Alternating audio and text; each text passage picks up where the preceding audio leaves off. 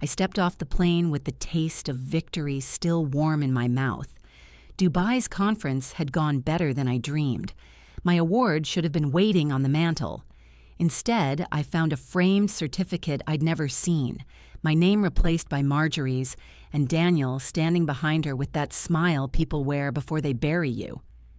"We need to talk," he said, sliding an email across the counter, an email accusing me of running a multi-million-dollar NFT scam.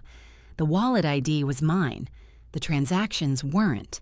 And yet, every click of his pen told me he already knew the verdict. When I walked into the dining room, the smell of rosemary and seared lamb floated in the air, rich and inviting. The table was set for 3.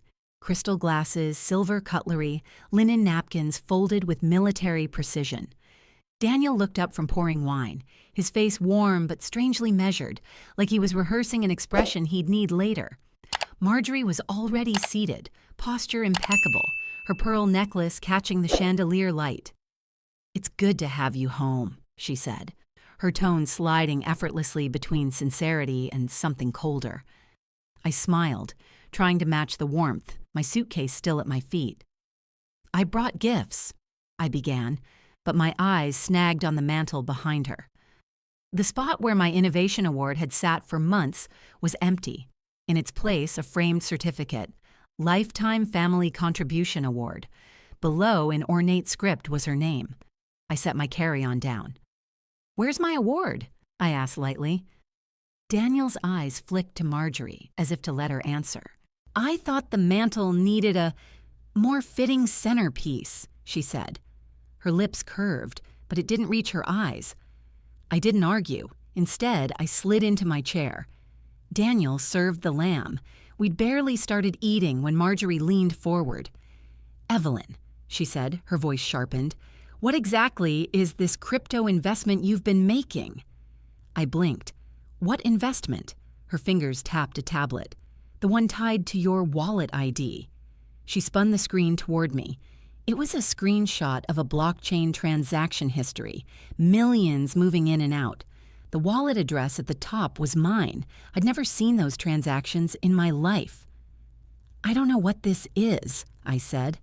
Marjorie's eyes were steady, almost pitying. "You must understand how it looks." Before I could respond, Daniel reached into a folder and slid a printed email across the table. The subject line screamed, "Evelyn Carter under investigation for NFT fraud." My company's name was there too, bold and damning. "This went public about an hour ago," he said. My chest tightened. The email was detailed. Dates, amounts, fake client testimonies. "This is fabricated," I said, hearing my own voice harden. Daniel's hand rested flat on the table. "If you were me, who would you believe?" It wasn't a question. It was a verdict in disguise. After dinner, I shut myself in my home office and pulled my laptop from my bag. The first thing I checked was the metadata on the email. My fingers moved faster as I dug deeper. The source IP pinged back to a familiar location, our home network. A second trace pointed to a specific device, Daniel's work tablet. The air felt thinner. My mind began stringing the pieces together. I'd heard of cancel culture destroying careers overnight, but this was personal, a surgical strike from inside my own walls. I pulled up the Blockchain Explorer, keyed in the wallet ID from the screenshot. The balance was real, but the originating transactions came from a chain of shadow wallets. Someone had built a lattice designed to make me look like the linchpin in a multi-million-dollar scam.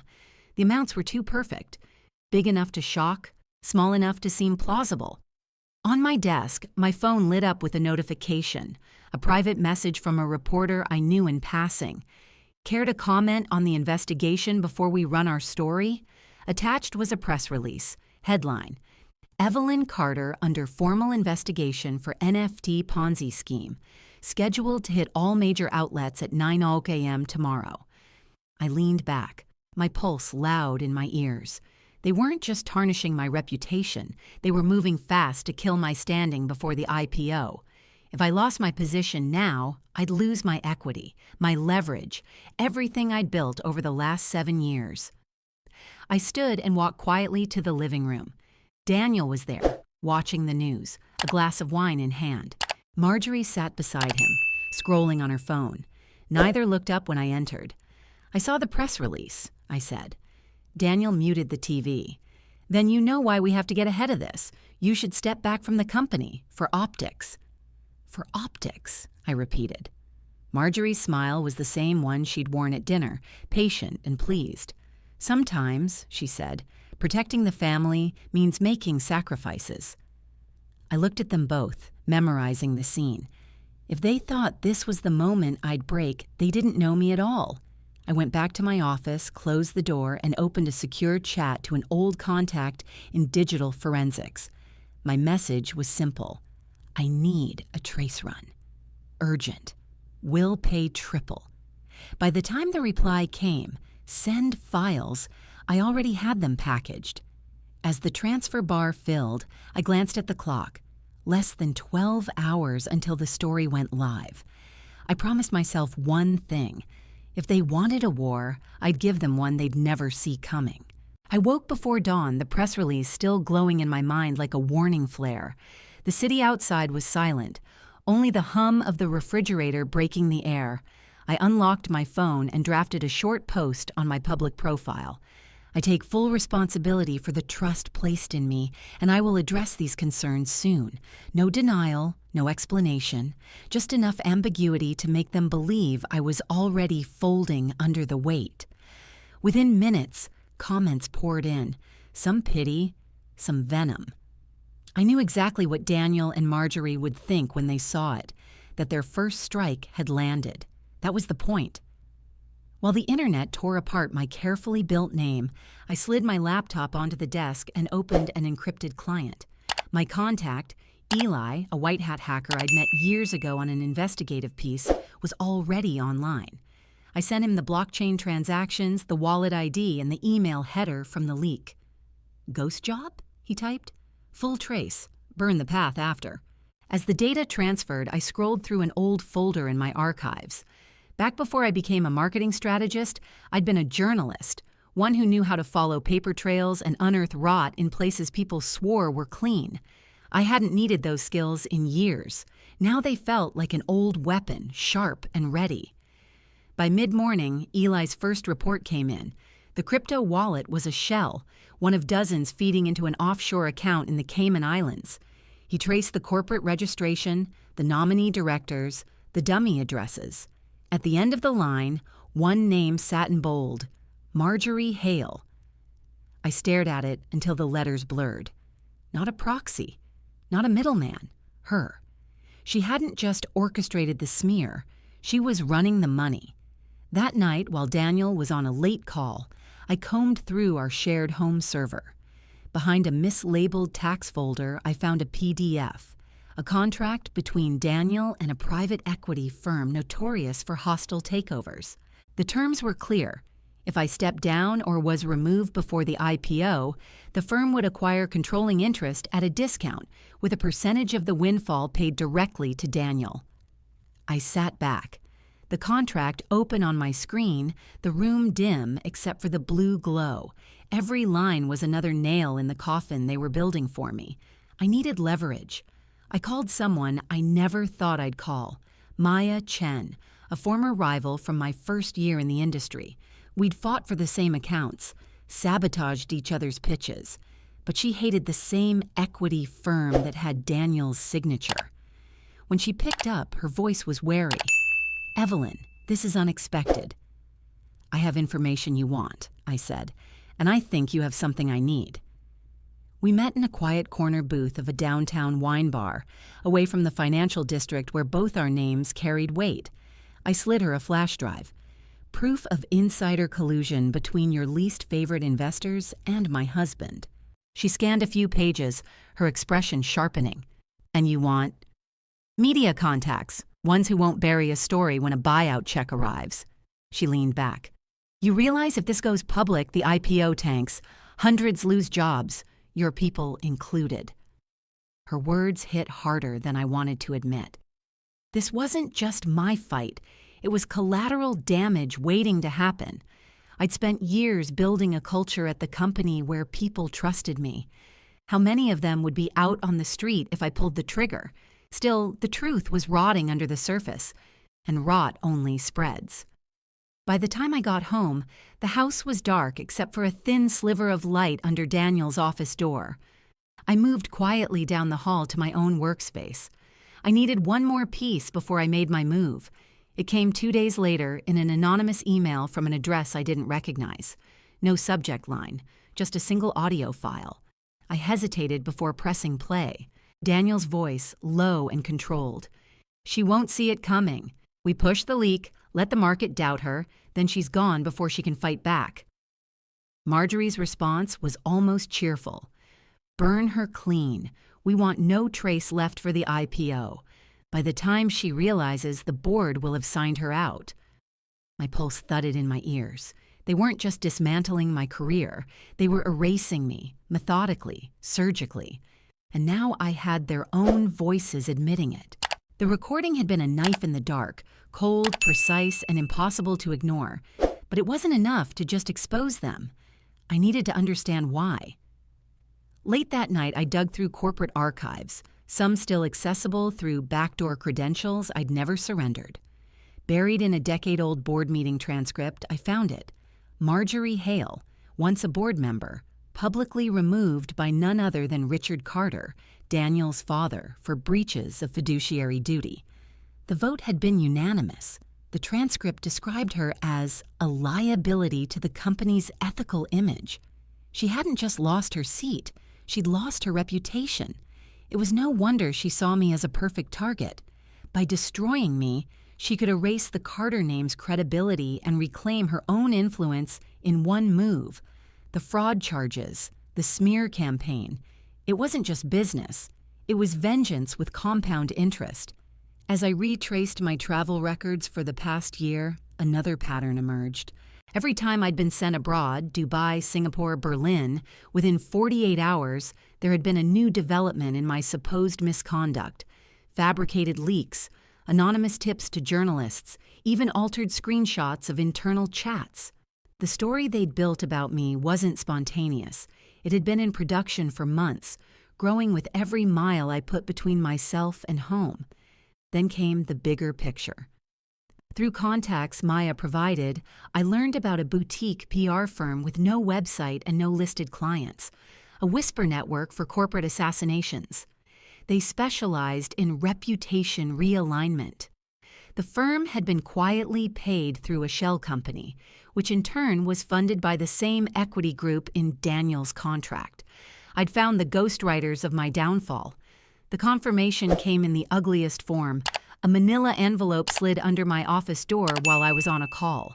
Inside was a copy of a property settlement agreement, my name in bold across the top.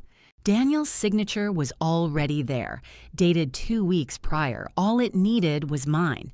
My chest went cold. The timing was perfect for them. Remove me from the company, push me out of the marriage, and lock in the financial kill shot before the IPO. They thought they'd cornered me. Instead, I decided to push back hard enough to make them flinch. The next morning, I dropped a carefully crafted rumor into an internal Slack channel using a pseudonym. Security is investigating an internal mole feeding information to competitors. I attached a redacted, leaked email that hinted at board members being compromised. It took less than an hour for the company to buzz with paranoia. By noon, I overheard 2 senior managers whispering about purging their inboxes before IT reviewed them. But as the panic spread, so did a new piece of intel. A journalist friend forwarded me a photo from an industry gala in London. Marjorie, champagne flute in hand, standing beside Alan Rhodes, the CEO of the equity firm gunning for my company. They were laughing like old friends. In fact, deeper digging showed they were old friends. They'd been on the same board of a failed biotech startup 20 years ago. It wasn't just a hostile takeover, it was a reunion. The satisfaction of connecting the dots was short-lived. That afternoon, HR summoned me to an emergency meeting. My access badge was deactivated before I even arrived. A security escort walked me through the lobby in full view of the office floor. The official reason, pending investigation into alleged corporate misconduct. They didn't stop there. Within an hour, every system I had credentials for, email, shared drives, even my calendar, was locked. The company I'd built strategies for, the IPO I'd fought to make real, was now a fortress with me on the outside. I sat in my car watching employees glance toward me as they passed.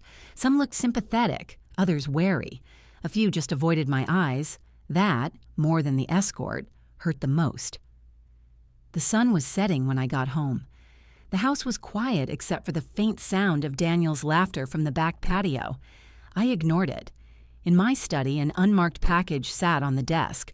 No return address. My pulse kicked up as I opened it.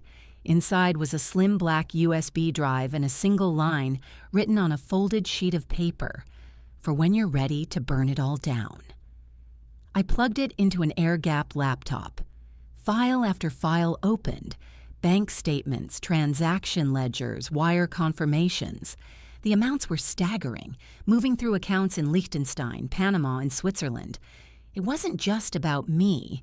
This was an entire web of illicit transfers, spanning years. The recipient names read like a who's who of shadow finance. In the middle of it all, two stood out, Marjorie Hale and Alan Rhodes. It was the kind of evidence that could end careers, topple companies, maybe even spark criminal indictments. But using it would mean a war I couldn't turn back from.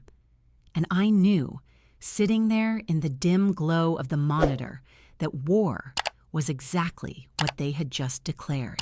The files on the USB were a nuclear option, and I knew I couldn't detonate them alone. The first call I made was to a contact in The Hague, a quiet man named Lucas I'd met years ago at a cybersecurity conference. He worked with an international financial crimes task force. "I have something big," I told him, "but my name stays out of it." There was a pause on the line, then his calm reply, "Send it through the drop server. I'll handle the rest." I encrypted the files, layered the transfer with 3 separate VPN hops, and hit send. Then I closed the laptop and sat back, letting the weight of the decision settle. My fingerprints would be invisible, but the blast radius would be global. 2 days later, a text from Lucas arrived. "We're in. Need more access. You'll know why soon." That more access came unexpectedly. Late one night, I found an email in my private inbox from an address I didn't recognize. The sender claimed to be a junior IT administrator in Daniel's company. He'd seen my name dragged through the mud and wanted to help. Attached was a single password, an admin key to a secure data vault on the company's internal server. I logged in through a covert proxy. The vault was a graveyard of secrets, unreported transfers, falsified invoices, offshore contracts, and a sprawling internal chat log where senior executives discussed managing optics while siphoning funds. And there, tucked in a corner folder, was the original metadata for the NFT wallet that had been pinned on me, proof of tampering. By morning, I had bundled everything into a neat, legally potent package. Then I called Daniel's attorney. "We need to meet," I said. We met in a neutral office downtown. I slid the envelope across the table, watched his confident smirk fade as he read the first page. "I have everything," I said. "The offshore accounts, the money laundering, the wallet tampering. Here's my offer. Transfer full voting control of my shares back to me, release me from all spousal asset claims, and I stay quiet until the IPO closes." His voice was thin. "You're bluffing." "Then call it," I said, and left the envelope on the table. The next 48 hours moved like a storm front. I didn't hear from him again, but I didn't need to. Lucas texted, "Marjorie Hale, formal summons issued, trading freeze incoming." By that afternoon, every financial news ticker was flashing the same alert.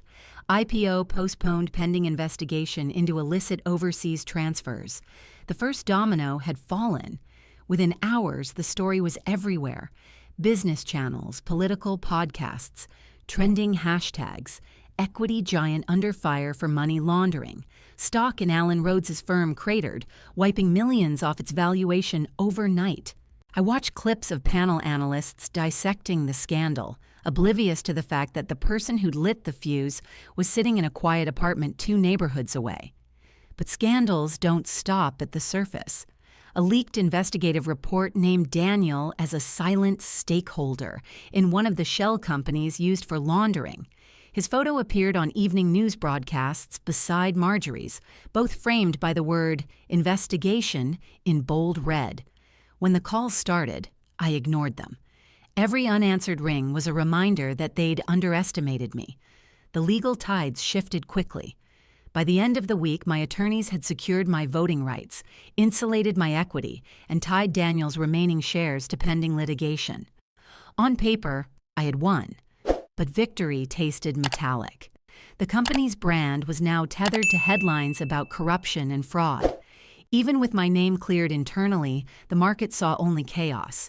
Journalists still asked if I'd been involved before I cooperated. I could protect my shares, but protecting the company's reputation was another war entirely. It was in that uneasy quiet that the final twist landed. A sleek black envelope slipped under my door. Inside was a single embossed card, executive offer, CEO position. The sender was a Silicon Valley powerhouse I'd admired for years. The letter was short. "We believe you can build something unbreakable. Call us if you're ready." I held the card between my fingers, the hum of my phone still buzzing with unanswered calls from Daniel and his lawyer. The war in one arena was ending, but a new battlefield was already taking shape. The media storm didn't fade. It only shifted shape. Clearing my name had turned me into a headline again, this time as the woman who brought down an empire. Every public appearance, every tweet, every photo of me walking into a building became fodder for blogs dissecting my next move. Business podcasts debated whether my rise was a testament to resilience or a masterclass in opportunism. I could feel the change in people's eyes when I walked into a room. Some were curious, others admiring. But there were also those who looked at me like I'd staged the whole thing, like I'd orchestrated the downfall just to seize more power. The narrative had split, and I no longer had control over which version of me people believed. Then came the collateral damage. I was reviewing department restructuring plans when I saw a familiar name on the termination list, Rachel Moore. She'd been my junior strategist, loyal to a fault, with an instinct for reading markets that I'd trusted implicitly. When I called HR for an explanation, they cited security concerns and links to the leak. I knew instantly what had happened. Rachel had been framed by the same network Daniel and Marjorie had used against me. I drove to her apartment that evening. She answered the door looking hollow, clutching a cardboard box of her belongings. "I didn't do it," she said before I could speak. "I know," I told her, "and I'm going to fix this." But in that moment, the victory I'd fought for felt tainted. I'd won back my name, but people who trusted me were still paying the price. And then, just when I thought the worst of Marjorie's reach had been clipped, I got a call from Lucas.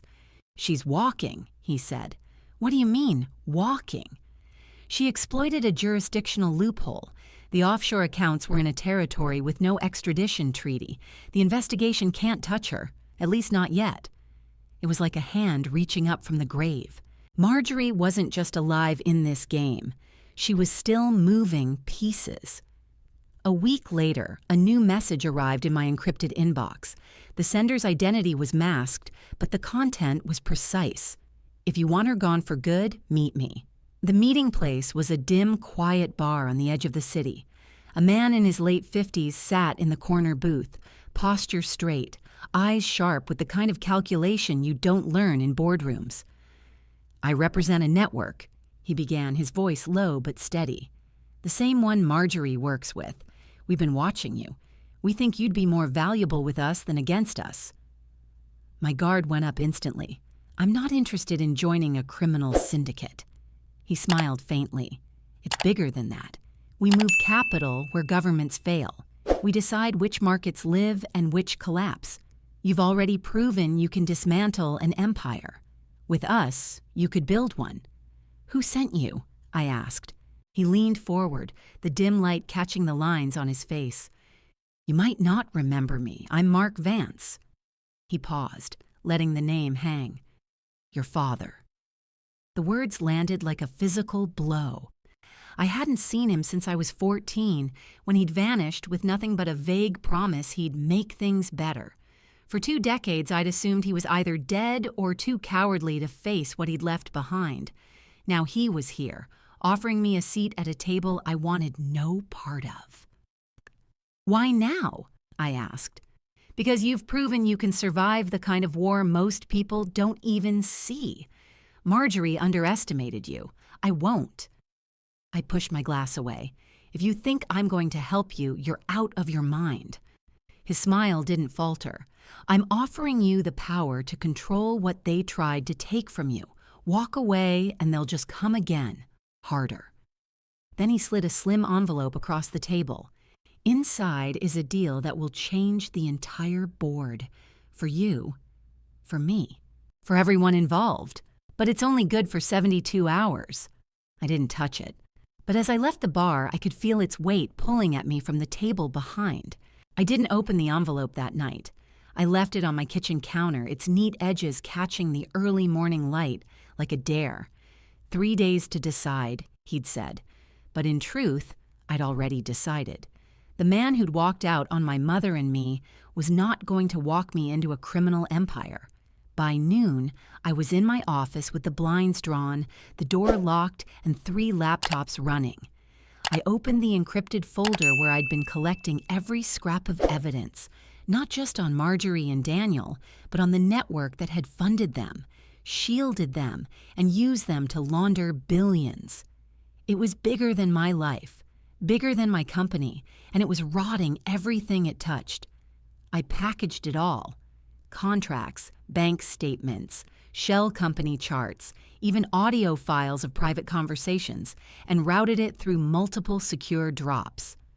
My final destination, an investigative desk at the Global Ledger, one of the few news organizations with the resources to take on a machine like this. The submission was anonymous, but it didn't need my name. The document spoke louder than I ever could. When I hit send, the cursor blinked on an empty screen for a long moment. Then the confirmation came through. It felt like cutting a rope I'd been holding so tightly. My hands had gone numb. I knew exactly what this meant. The evidence implicated Marjorie, Daniel, Alan Rhodes, and my father, Mark Vance. When the Ledger ran the story, they wouldn't pull punches. They'd name everyone. I sat in the quiet and thought about what it would be like to see his face on the news, framed by a headline about criminal conspiracy and financial manipulation. I thought about the 14-year-old girl who used to imagine he'd walk back through the door, explain everything, and make it right. That reunion wasn't coming, and I wouldn't buy it at the price of my principles. The story dropped 2 weeks later, right in the middle of the World Economic Forum. I was in the audience for a panel on digital ethics when my phone began vibrating, one alert after another. Around me, the murmurs swelled as delegates scrolled through their own screens. On stage, the moderator paused mid-question, looking toward the back of the room. 3 men in dark suits moved quickly up the aisle, their badges catching the light. They stopped at the end of my row, but they weren't there for me. They were there for the man sitting 2 seats over, Mark Vance. His expression didn't change as they asked him to stand. He glanced once in my direction, a flicker of something unreadable in his eyes. Then he was led out, the cameras in the room already rising to catch it. The arrest warrant was public within the hour. The headline was global by nightfall. I didn't speak to any reporters. I didn't need to. The investigation moved faster than anyone expected, propelled by public outrage and the sheer breadth of the evidence. What had been a whisper network for decades was now laid bare for anyone with an internet connection to see. In the months that followed, lawmakers seized the momentum. I was called to testify before Congress, not as a suspect or a defendant, but as the primary witness who had handed them the blueprint of the machine they were trying to dismantle. The hearings were exhausting, weeks of answering questions, replaying events, and watching the people who had tried to ruin me sit at defense tables flanked by lawyers. But they were also galvanizing. Legislators debated, drafted, and finally passed the Financial Technology Integrity Act, the first comprehensive law targeting the use of emerging tech for financial manipulation, The signing ceremony was surreal. Cameras flashed, hands were shaken, and when the president called my name to thank me, the applause was real. But I knew I didn't want to go back to the company. Too much of it was tied to the battlefield I'd just left. Instead, I took the CEO offer from Silicon Valley and declined it. I opened the Carter Foundation for Financial Security, a nonprofit dedicated to training women in digital finance and security literacy. Within a year, we'd launched programs in 5 countries, teaching thousands how to guard themselves against exactly the kind of manipulation I'd faced. In the quiet moments, I began writing. The book started as a way to piece together my own thoughts, but it grew into something more. Part memoir, part manual for surviving targeted defamation and corporate sabotage. Cancel Me If You Can hit shelves 18 months after the IPO that never was collapsed. It became a bestseller, not because it was about me, but because it spoke to the fear everyone had of losing their name in a world that could erase you with a click. I thought that might be the end of it. But one rainy Tuesday morning, a courier knocked on my door with a padded envelope. No sender, no return address. Inside was a plain black USB drive and a small slip of paper with 4 words written in block capitals. The game begins again. I stared at it for a long time, the patter of rain against the window blurring the edges of the moment. I didn't plug it in, not yet, but I knew I would.